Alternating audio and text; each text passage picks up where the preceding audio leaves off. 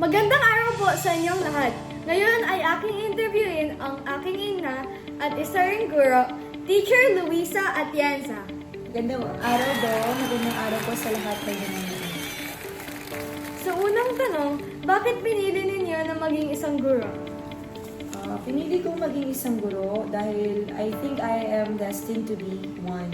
Because simula nung bata ako, sa laro namin, ako lagi yung teacher, and hanggang sa lumalaki ako, na instill na sa akin na gusto ko talagang magturo ng mga bata.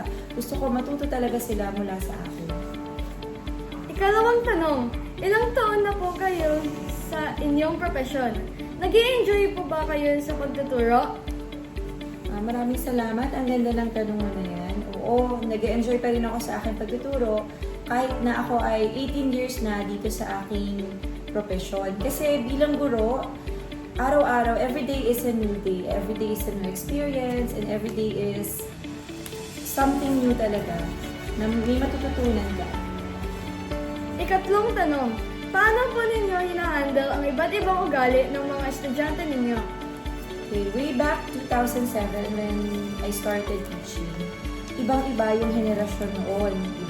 Ibang-iba yung pagdidisiplina, ibang-iba yung paraan nila ng pagkatuto compared to the generations that we have now, yung mga Alpha, Gen.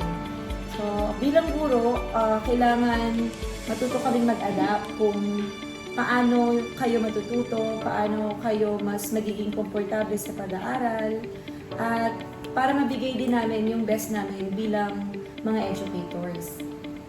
Ikaapat na tanong, paano po ninyo ini-encourage yung mga bata na matuto at makinig sa inyong lessons? Okay, actually Dong, para sa akin, personally, pag nagtuturo ako, I see to it na kinikilala ko yung mga bata. Kinikilala ko in a way na malalaman ko how they feel. Para kasi kapag kinilala mo sila, malaman mo kung ano yung mga bagay na gusto nila, magpapasaya sa kanila, parang magkakaroon sila ng trust sa'yo. Kaya kapag nagturo ka na sa harap, makikita nila na I trust this person, kaya magiging comfortable ako na matuto from her. Kaya yun, parang nagiging smooth yung pagtuturo, lalo na kapag yung mga bata ay may tiwala sa'yo. Panghuli, ano po ang nais ninyong sabihin para sa mga may balak maging guro? Para sa mga future teachers, binabati ko kayong lahat dahil napakahirap ng profession na ito. Kung may saya, may hirap.